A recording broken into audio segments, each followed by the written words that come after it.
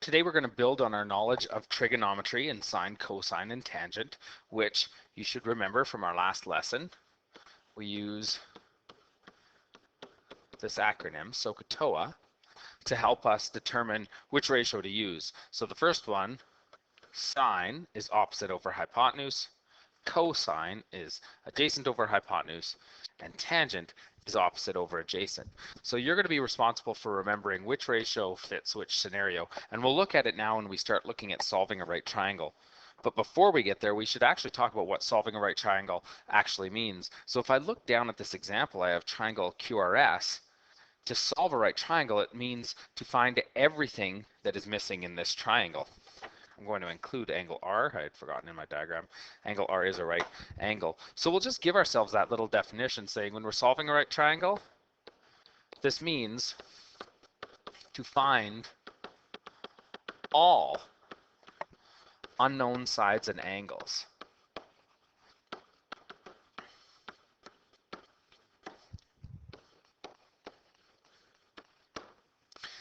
So for us in a right triangle, that'll mean we have to find three things. It's usually two sides and an angle, or it's two angles and a side. So let's examine our first triangle here again, QRS. And I would always suggest that you start these questions by labeling the things that you don't know. So if I was to look at the diagram, I don't have angle Q. So I'm going to tell myself, I have to find angle Q. Another thing I don't have is this side right here. I don't have side QS. And we just put a line over top to say we're talking about line segment QS. And the last thing I don't have is line segment RS. So at the end of the day, if we put these out first, we at least know that I have these three things to look for. Now the first thing in this question, because we're trying to find all the unknowns, if I look, angle Q is probably the easiest thing I need to find because I do have two other angles in the triangle. I have a 40-degree angle and I have this 90-degree angle. And we should remember from junior high and from other lessons that all angles in a triangle add up to 180 degrees.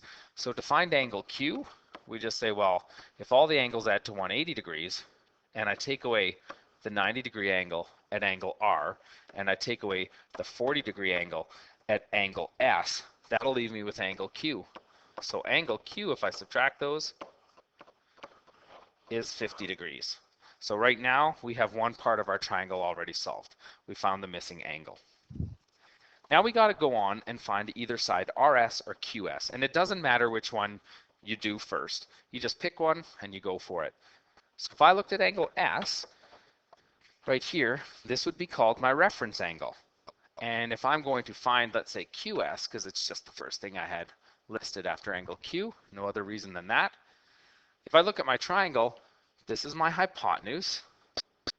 And then in reference to this 40-degree angle, I have 26, which is the opposite of the 40 degrees. So if you think back to what we had at the top of this page, SOHCAHTOA, and I'm saying I have the opposite side, so it's one of these two ratios, but I'm looking for the hypotenuse, that means that the ratio I'm going to use is sine. So I'm going to have the sine of 40 degrees is opposite over hypotenuse. Then I'll just slide this up a bit. And I'd say the sine of 40 degrees, opposite 40 degrees was that 26 meters. And the hypotenuse is the side I'm looking for. So I can call that QS because that's the side I don't know. Now we should remember from our last lesson and from Math 10 that to do this, to find this unknown side, one way to do it is to cross multiply. So if we cross multiply this, I would say QS is 26 multiplied by 1, which you don't have to show, but I will just for our work, divided by the sine of 40. And this will tell me the side length of QS. Now, some important things to know, that in your calculator, and I'm over here on the side, in your calculator, you have to make sure in trigonometry that we're in degree mode. So I hit the mode button and you could see mine is in degrees. If you have another calculator, you could make sure that it either says degrees on it or DEG, or it might just say D, but either way, make sure that you are in degree mode. Now, the quality of your calculator makes a big difference here with what we have to do. So you want to be able to just plug it in as we see it. So I'm going to say 26, and again, I could say times 1 divided by the sine of 40. So right now that's my work. If I hit enter, and we'll say to 1 decimal place, we just found out that side QS is 40.4. I forget the units were in here, 40.4 meters. So I use the sine ratio to find QS. Now I'll just bring this diagram back into the picture, which what we found right here is that this is 40.4 meters. So now we're in a scenario where we could use trig again, because if I needed to find side RS, this is the last side I need to find, I could use 40 degrees as my reference angle and say, well, I know the opposite side and this is the adjacent. I can use tangent to find that side.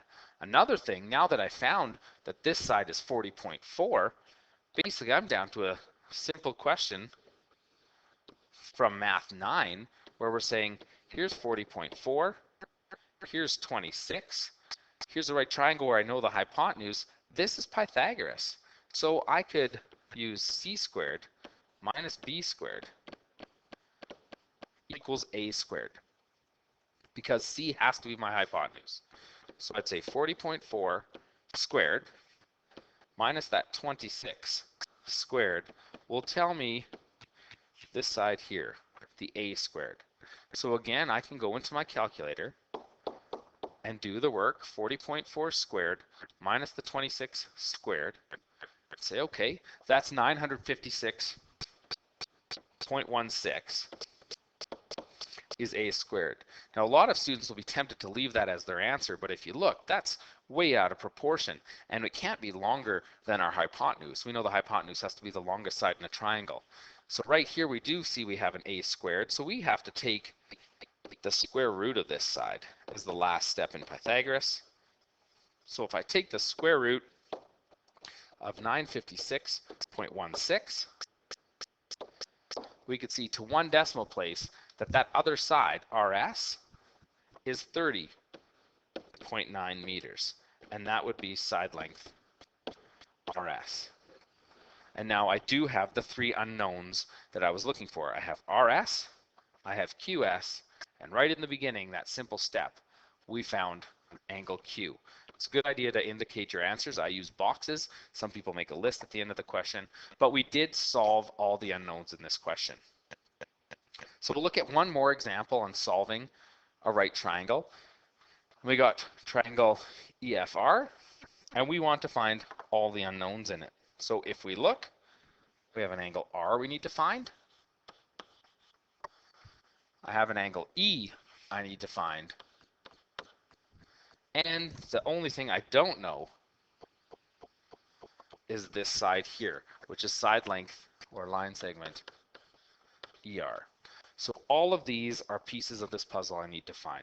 And again, it's wherever you want to start, you can go. Just because I have angle R listed first, that's where I'm starting, for no other reason than that.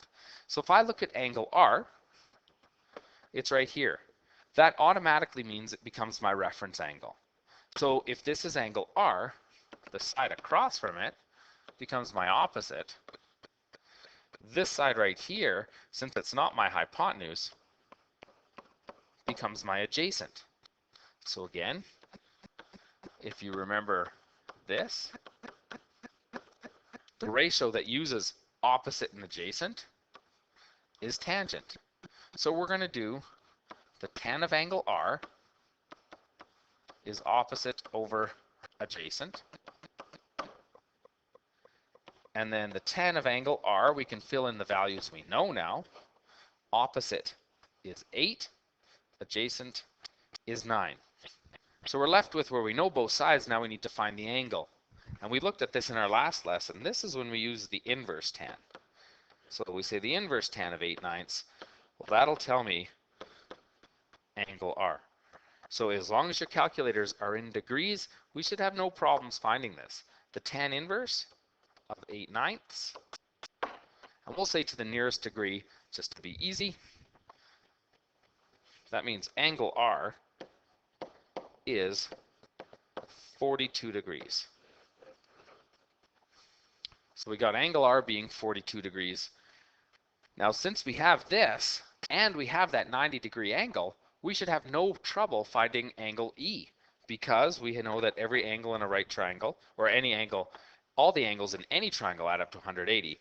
So to find angle E, all we need to do is say 180 minus the 90 minus the 42 we just found. That would tell me angle E now is 48 degrees. So now I have the two angles that I was looking for in the beginning. I have angle R and angle E. The last piece of the puzzle I need to find is side ER. And you can use one of the ratios, trig ratios, to find it, or because we have one side and we have the other side and we're trying to find our hypotenuse, we can just use Pythagoras. So Pythagoras, since we're looking for the hypotenuse, is a squared plus b squared equals c squared, which is 8 squared plus 9 squared equals c squared. And 8 squared plus 9 squared, if we look, we can go 8 squared plus 9 squared. That equals 145. So we got 145 is c squared. And again, that kind of seems out of proportion with the other sides being 8 and 9. So we need to get rid of that. Squared on the c, we take the square root of 145. And we can see it's 12.04. So to the nearest tenth, or the nearest one decimal place, that's 12.0, which is my hypotenuse. Or in my diagram, that's side length ER, or line segment ER. So again, I found all the unknown things in these triangles.